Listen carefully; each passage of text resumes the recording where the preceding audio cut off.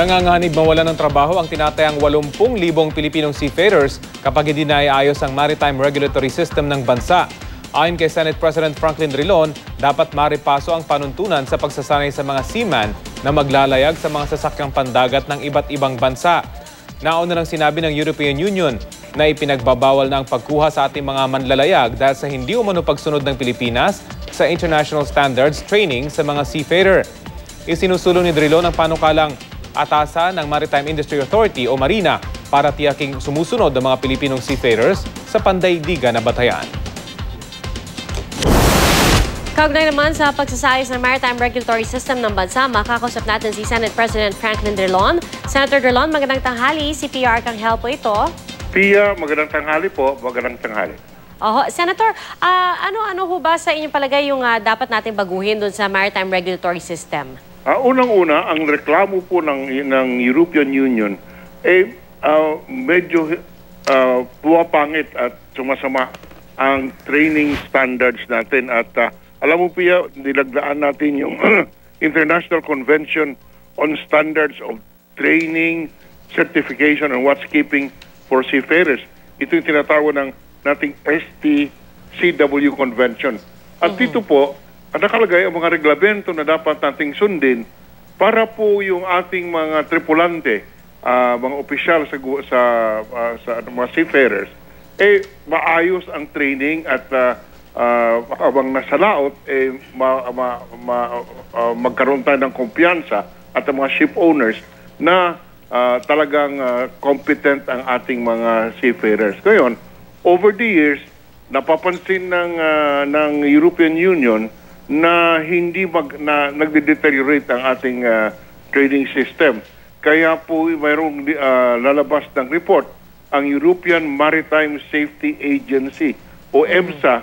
May audit report na lalabas na isa sa mga pagkukulang natin maraming ahensya ng pamahalaan ang involved sa proseso ng pagbigay ng lisensya sa ating mga seafarers. Pangalawa, medyo kulang ang supervision dito sa ating mga eskwelahan kung saan nagbibigay ng mga maritime courses.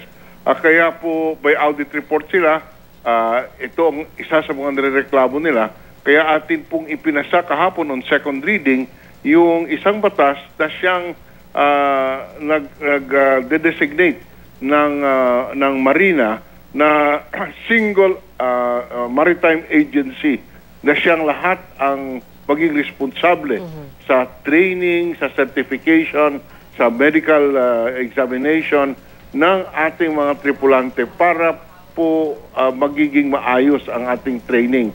At ito po maging isang one-stop shop. Hindi na po lahat po ng mga ating mga seafarers ay ang principal agency na mga siwa sa kanila, yun pong Marina.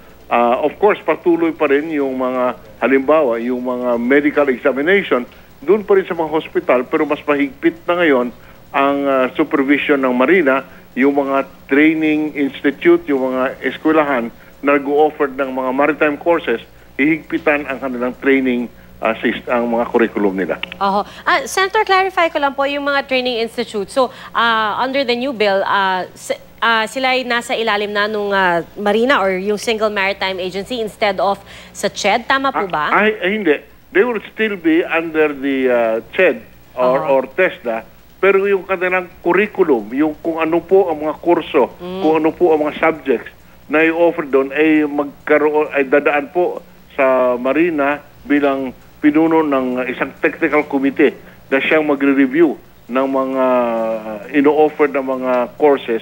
At hindi lang yun, may kapangyarihan ang technical committee na magrekomenda ng pagsara ng isang maritime school na hindi tumutupad or not in accordance with standards o mahina ang kanilang faculty, etc. Pwede pong isara po yan. Senate President Drilon, maraming salamat po. Abangan po namin yung pag-usad ng itong panukalang batas. Magandang tanghali po sa inyo, Senate President Franklin Drilon. Maraming salamat, Pia.